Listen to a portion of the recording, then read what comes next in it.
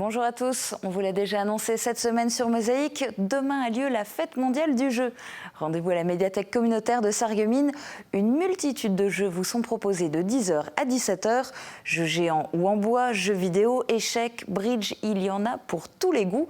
Et à partir de 20h, place aux jeux de société pour la 11e grande soirée, avec aussi à 20h30 un tournoi Time's Up. La caméra de Mosaïque sera bien sûr de la partie, vous pourrez découvrir les images dès lundi midi. Au programme aujourd'hui, information régionale et l'actualité artistique locale. Voici le sommaire. Avec l'Aglo, plus belle la vie. Au programme aujourd'hui sur Mosaïque, une semaine en Lorraine, ce sont les événements et spécificités de la région relatés par les télévisions locales de Lorraine. Puis gros plan, sur un atelier d'artistes en extérieur, les membres de l'Amicale des artistes lorrains sont à la veille d'une nouvelle exposition qui est loin d'être leur coup d'essai. 31% des accidents du quotidien ont diverses origines. Assurance accident de la vie, la sécurité par tous les temps. Bonjour tout le monde, pour ce début de week-end, le temps sera mitigé. Les nuages sont encore nombreux une bonne partie de la journée, avec toujours quelques gouttes possibles, surtout en matinée. Une amélioration progressive est attendue l'après-midi, avec des éclaircies de plus en plus larges au fil des heures. Les températures sont stationnaires avec de 7 à 9 degrés le matin et de 15 à 17 degrés l'après-midi. Demain, samedi 30 mai, nous fêtons les Ferdinand. Le soleil nous accompagnera de 7h33 à 21h20. Bon week-end à tous et à demain.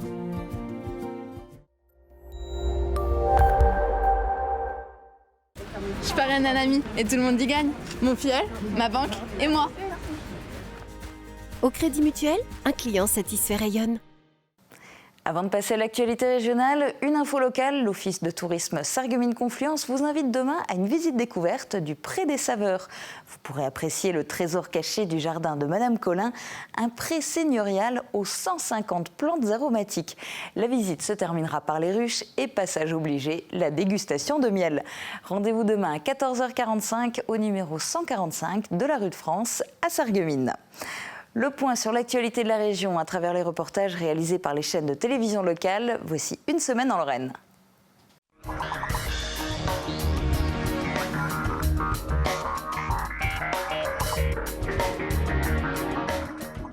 Bonjour à toutes, bonjour à tous. Merci de nous retrouver sur le plateau d'une semaine en Lorraine. Le bilan des dégâts et l'émotion après le passage de la mini-tornade la semaine dernière dans les Vosges. L'heure de la transhumance a sonné pour les brebis du pays de Cirques que nous suivrons jusqu'à la réserve naturelle nationale de Montenac.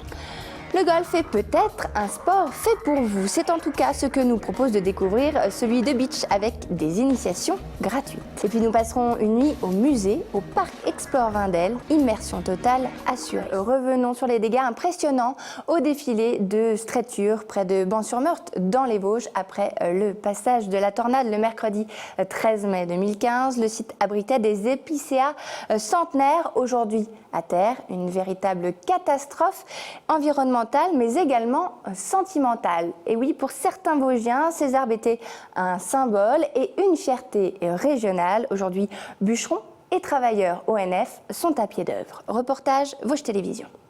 Depuis plusieurs siècles, ce site abritait certains des plus beaux et des plus grands épicéas d'Europe. Un patrimoine forestier inestimable, pourtant peu connu des Vosgiens. Après le passage de la tornade mercredi, sur ce site que l'on appelle le défilé de Stréture, il n'en reste plus rien. Sur une tranchée de 200 mètres, les arbres sont déchiquetés, décapités, les racines hors de terre. Je me suis rendu sur place, on ne voit plus rien, tout est à terre.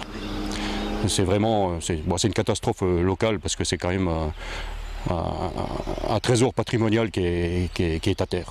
C'est un peu l'emblème de la commune de Ban-sur-Meurthe c'est terminé, quoi.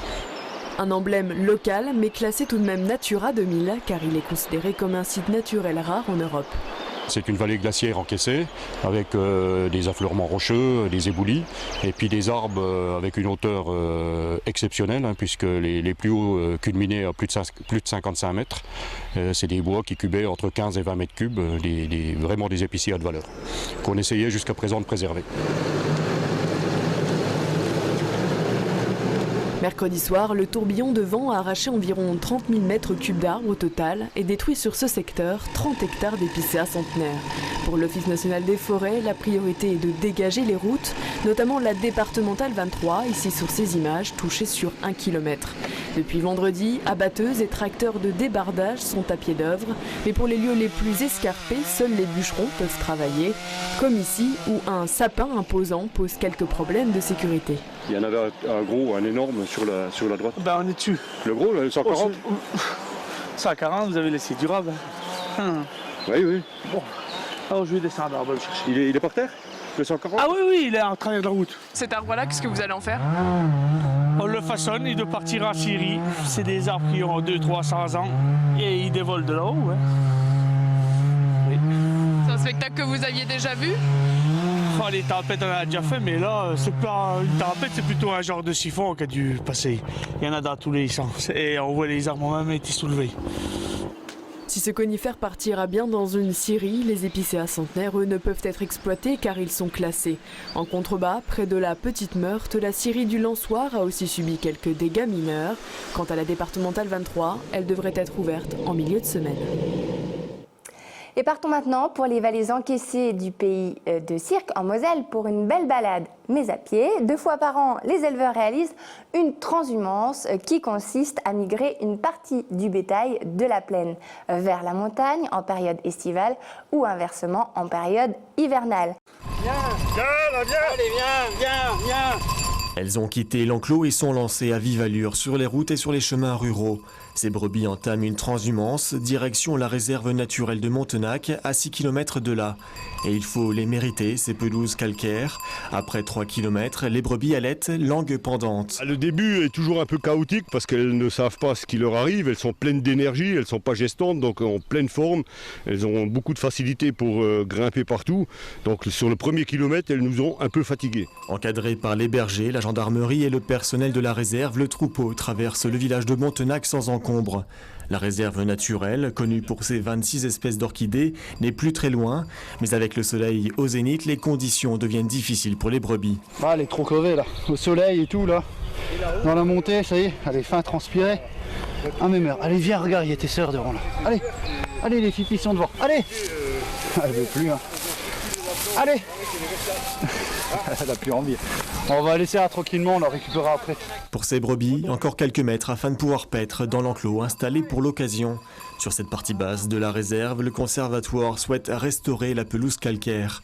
Une mission écologique que ces 50 brebis vont mener à bien pendant tout l'été. L'objectif, c'est de maintenir les pelouses, donc cette végétation rase ouverte et d'éviter de l'enrichir. Et pour ça, il y a 2 solutions. Soit on fauche manuellement et on ratisse, qu'on fait pendant notamment l'hiver avec pas mal de bénévoles. Et l'autre solution, c'est effectivement de retrouver le pâturage qui a donné lieu à ces pelouses en Lorraine. Et donc pour ça, on essaye de trouver des agriculteurs avec qui on va passer une convention et c'est du gagnant-gagnant. Pendant 4 mois, les brebis vont respecter un plan de pâturage sur les collines de la réserve. Les 6 km retour vers la bergerie sont prévus fin septembre, début octobre. Avant de s'éliminer ce week-end, pour le festival Cabane, le parc Explore Vindel a été plongé dans le noir le temps de la nuit européenne des musées. Une visite insolite était gratuite et proposée au public qui a pu découvrir le site à la lueur des lampes de poche et se plonger un peu plus dans le quotidien des mineurs. Reportage TV8. Lampe de poche indispensable ce soir au musée Les Mineurs Vindel de Petite-Rosselle.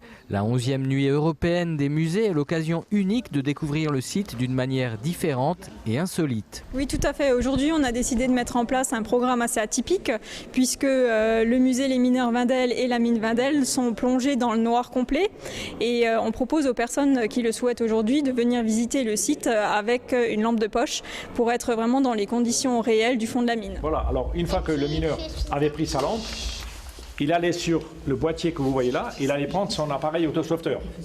Il faut savoir que les mineurs, à partir d'une certaine époque, avaient obligatoirement ce boîtier accroché à la ceinture. Dans les pas d'un ancien mineur, les visiteurs revivent dans la pénombre le quotidien et les sensations du mineur de Charbon. Le parcours débute par la traversée du musée Les Mineurs Wendel afin de découvrir l'équipement nécessaire aux mineurs avant sa descente. Puis les visiteurs descendent virtuellement au fond.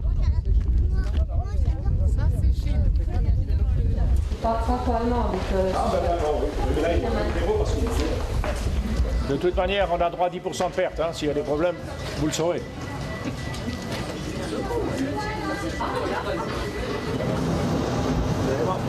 Ça bouge quand même un peu. Si la lumière s'éteint, c'est qu'on est bloqué.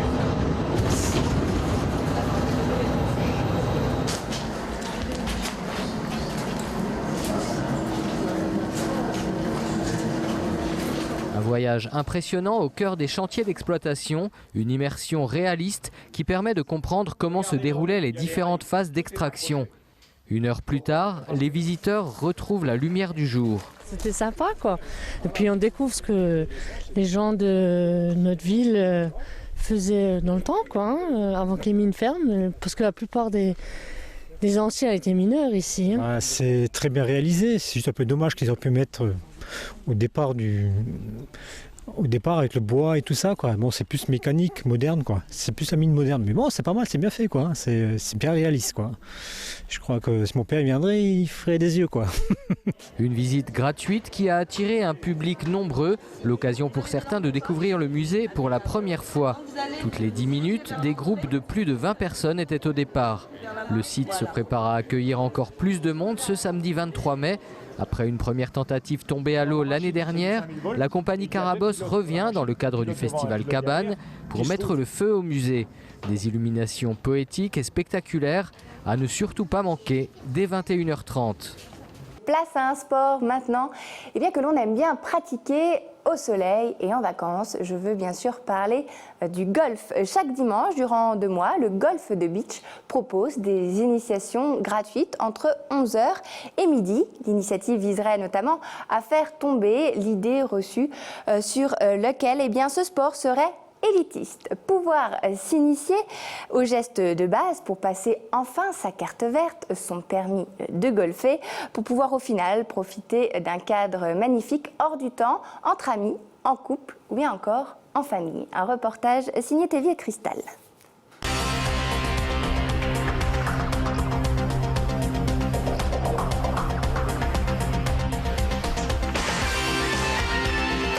Durant 2 mois, les golfeurs néophytes ont l'opportunité de suivre une initiation dispensée gratuitement par un professionnel du club de golf de beach. Cette initiative viserait notamment à faire tomber certains stéréotypes. Le golf de beach est un golf municipal et nous, donc, notre vocation première est de faire connaître ce sport au grand public et de démocratiser au maximum et de casser cette image que le golf a toujours eue d'être un sport élitiste. L'opération Tous au golf est par ailleurs une nouvelle façon de présenter le golf de beach auprès du grand public à l'occasion des journées portes ouvertes. En effet, selon son directeur, il n'était pas des plus évidents de répondre aux attentes des visiteurs en l'espace d'une seule journée. Ces derniers pourront désormais se présenter chaque dimanche matin par petits groupes jusqu'à la fin du mois de juin pour réaliser quelques tirs. Cette démarche pourrait aussi être le moyen de recruter de nouveaux adhérents ardents de compétition. On a une clientèle par ailleurs, comme tous les golfs et toutes les activités, de personnes âgées qui à un moment ou à un autre n'ont plus la même activité et qui se replient sur on va dire, moins de compétition et autres. Et pour relever un petit peu et une continuité, il faut reprendre un petit peu la vie associative et de compétition. Une beachlander s'avoue satisfaite de cette initiation. Oui, j'ai beaucoup apprécié ce matin et le prof était très très sympa, c'est un Allemand mais il a de l'humour et voilà, puis voilà, c'est un endroit magnifique, on se sent bien, il fait beau. Voilà, la vie est belle. Un Parisien de passage a également sauté sur l'occasion. C'était très bien expliqué. Bon, après il reste, je pense, il faut pousser, ça donne envie de pousser l'expérience plus loin pour arriver à atteindre les panneaux qu'on voit derrière moi. L'opération Tous au golf parviendra-t-elle à casser le stéréotype selon lequel le golf est un sport réservé aux catégories sociales aisées? Si une heure d'initiation à beach ne coûte pas un sou, une année d'essai revient à 580 €. Une semaine en Lorraine, c'est déjà terminé. Merci pour votre fidélité. On se donne rendez-vous la semaine prochaine.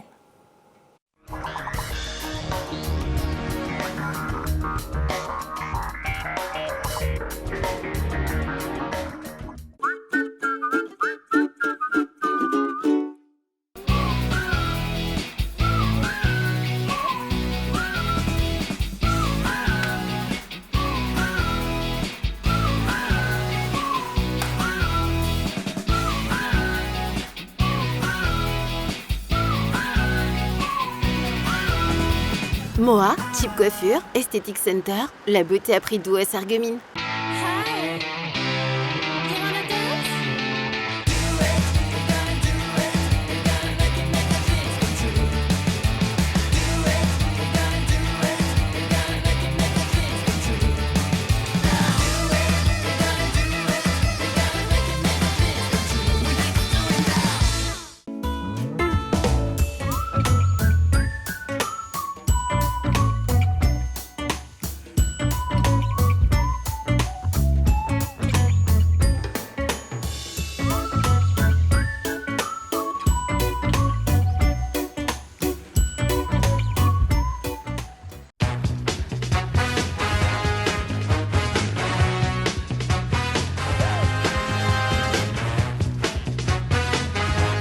Vente, réparation, dépannage, lavage station-service. Les garages Schwind à Rohrbach et Sarreguemines.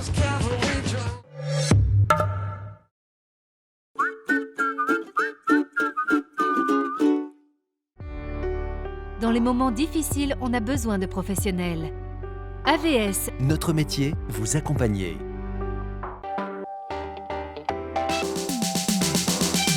Bonjour à tous, j'espère que vous avez bien profité de ce long week-end de Pentecôte. Demain, retrouvez l'ensemble des émissions de la semaine, toute l'info et les magazines que vous voulez voir ou revoir, c'est sur Mosaïque. Le week-end aussi, votre télé, c'est Mosaïque.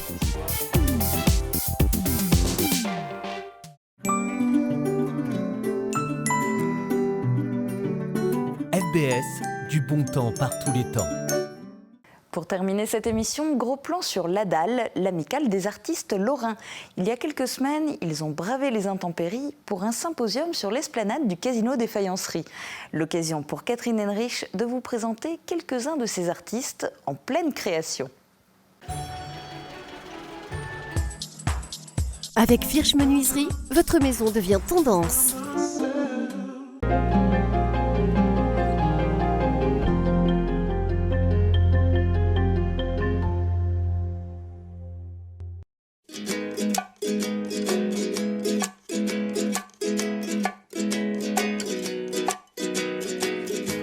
Quand les abords du Casino des Faïenceries deviennent ateliers d'artistes.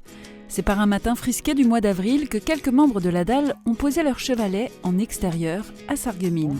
Je vais prendre la maison derrière et la tour et peut-être une partie des bateaux. Là. Donc l'allée de manière une profondeur et le reste après bon, on verra. En cours de route on improvise toujours un peu encore. Si. Je voulais juste tester le papier, c'est un nouveau papier donc je voulais le tester. Ah. Mais après je vais choisir un détail, je vais travailler sur un détail. Je ne sais pas encore lequel, je ne peux pas trouver. C'est les bateaux avec en arrière-plan les autres bateaux qu'on voit avec le pont. Donc je vais travailler à l'aquarelle. L'amicale des artistes lorrains, l'ADAL, c'est une cinquantaine d'artistes qui partagent la même passion et l'envie de s'exprimer par la peinture ou la sculpture. Se retrouver lors de symposiums comme celui-ci est aussi un moyen de rompre avec la solitude de l'atelier.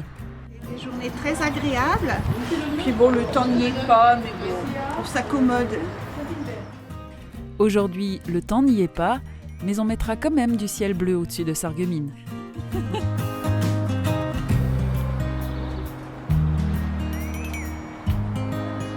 Toi, tu pars déjà des ombres. Il faut travailler en arrière. À l'huile, c'est le contraire de la masses sombres. Alors que en aquarelle, il faut d'abord penser à laisser du blanc. Parce qu'une fois que c'est sombre en aquarelle, on fait toujours une petite cire. Comme ça, au moins, j'ai les masses principales et après, j'aime travailler un peu.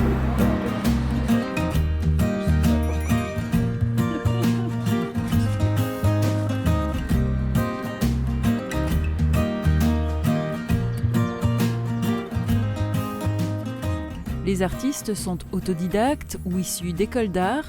Ils ont chacun leur méthode, chacun leur style, parce qu'ils sont tous différents et ont tous des histoires à raconter. On n'a jamais fini d'apprendre. On est toujours débutant dans la peinture. Techniquement, j'ai beaucoup travaillé la couleur, j'ai travaillé la couleur optique, ce qui fait qu'il y a après une richesse de couleurs qui se fait, quoi. Tout le problème, c'est de rendre le tableau vivant. Tout se passe dans la couleur, dans le mélange des couleurs, le rapport de couleurs, c'est-à-dire je pose un bleu, qu'est-ce que je vais poser à côté? Est-ce que je vais lui mettre un rouge? Est-ce que je vais lui mettre une couleur plus forte, une couleur froide? Donc tout se passe dans la recherche de la couleur, quoi. Et en fin de compte, un tableau se construit, c'est à partir de la ligne, à partir de la couleur, de la surface, les rythmes. Les rythmes, c'est très, très important dans le tableau. Et il y a la lumière. Alors, il y a deux sortes de lumière. Il y a la lumière qui est artificielle et la lumière intérieure. Et dans le tableau, pour que le tableau soit vivant, il faut que la lumière soit intérieure. Quand je fais de la peinture à l'huile, cela me donne une richesse en couleurs et cette richesse de couleurs me permet de l'appliquer en aquarelle. Et le fait de faire de la gravure est un plus parce que ça nous apprend à créer des lignes, faire un travail de ligne. Donc la gravure m'aide en dessin pour la peinture à l'huile et pour l'aquarelle.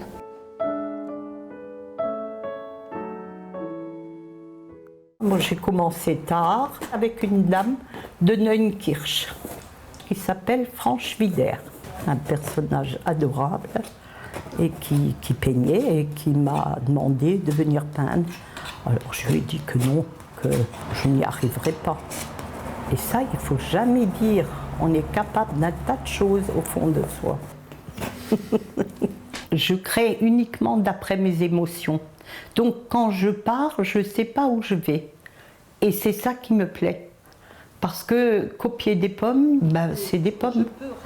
Alors je sais déjà que je vais faire une pomme, alors ça m'ennuie. Alors que si je commence quelque chose, je ne sais pas du tout où je vais, eh bien au fur et à mesure, ça avance et ça surprend. Il y a des fois des histoires dans les tableaux et c'est ça que je trouve bien. On va prendre un peu de recul. Le blanc que vous avez mis donne la structure, la lumière et l'ombre, et va faire en sorte qu'il y a une force dans le tableau, un rythme qui se met en place. Et ça ressort beaucoup mieux parce qu'il y a le clair. Quand on sent que le tableau, on l'a bien réussi, on a envie de le garder, mais c'est ceux qui partent en premier. Mais ça me fait des fois mal au cœur, parce que j'ai déjà eu des tableaux que j'aurais franchement pas voulu vendre, mais c'est aussi une façon de se stimuler, de dire voilà, j'ai vendu le bon tableau, maintenant il faut que j'en refasse un beau.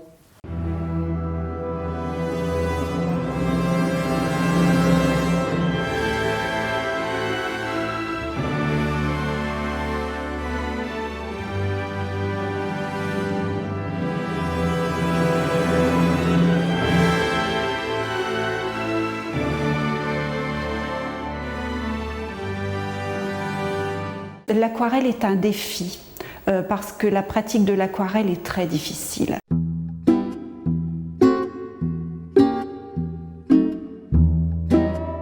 Le peintre avec qui j'ai démarré m'avait dit pour faire un bon aquarelliste, il faut 20 ans.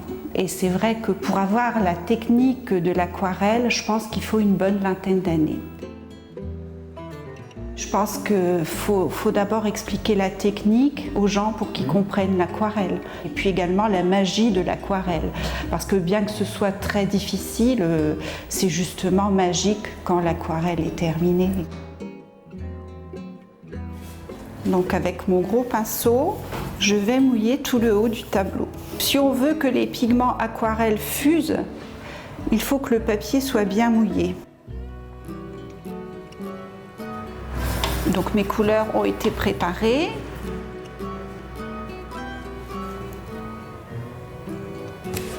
Et je vais pencher ma feuille pour que les pigments fusent entre eux.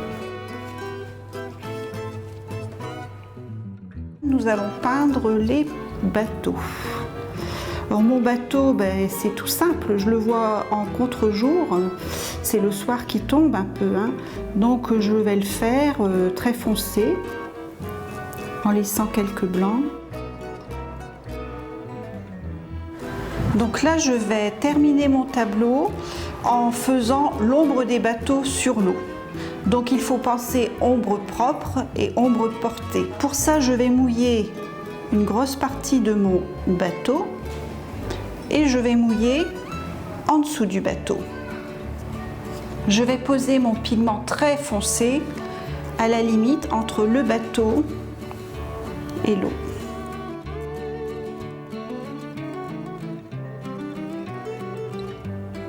Voilà, je pense que là l'aquarelle est terminée. Le dessin est très important en aquarelle. Ingres disait que le dessin représente 3/4 de la peinture.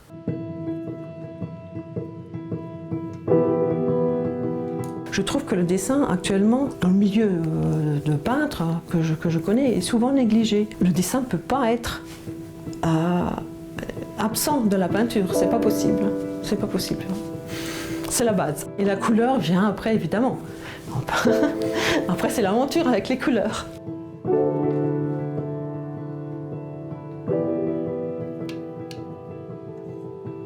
J'ai commencé la peinture il y a 22 ans et j'ai commencé par le dessin, évidemment. J'ai fait un peu d'huile, j'ai fait de l'acrylique, j'ai fait du pastel. Je ne suis pas autodidacte, je ne peux pas dire que je sois autodidacte. Je n'ai pas fait d'école non plus, mais j'ai fait des stages. Surtout avec Hubert Riff, qui était un grand aquarelliste local.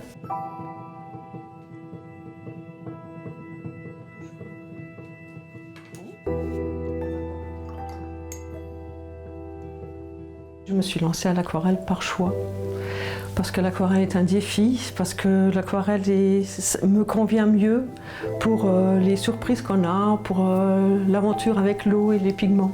Je pense qu'on me reconnaît un peu dans mes aquarelles, ma façon de faire, mes couleurs, mes sentiments peut-être aussi. Je pense que mes aquarelles, c'est moi. Et comme cette technique prend beaucoup de place dans ma vie, c'est indissociable.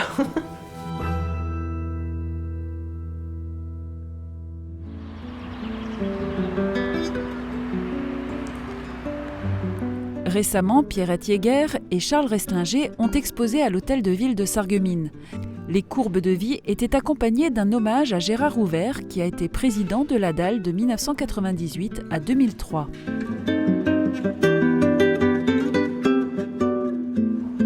Chaque année, l'association, qui a son siège à Sarreguemines, investit le hall d'honneur de l'Hôtel de Ville pour sa grande exposition commune. Celle-ci démarre le 1er juin et sera visible jusqu'au dimanche 7 juin.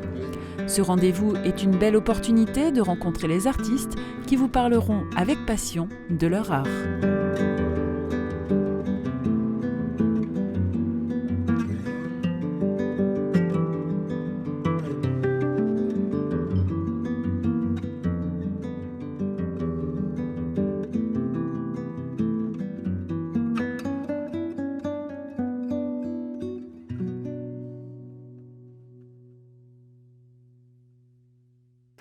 À partir de lundi, les membres de l'ADAL exposent peinture et sculpture jusqu'au 9 juin dans le hall d'honneur de l'Hôtel de Ville de Sarreguemines.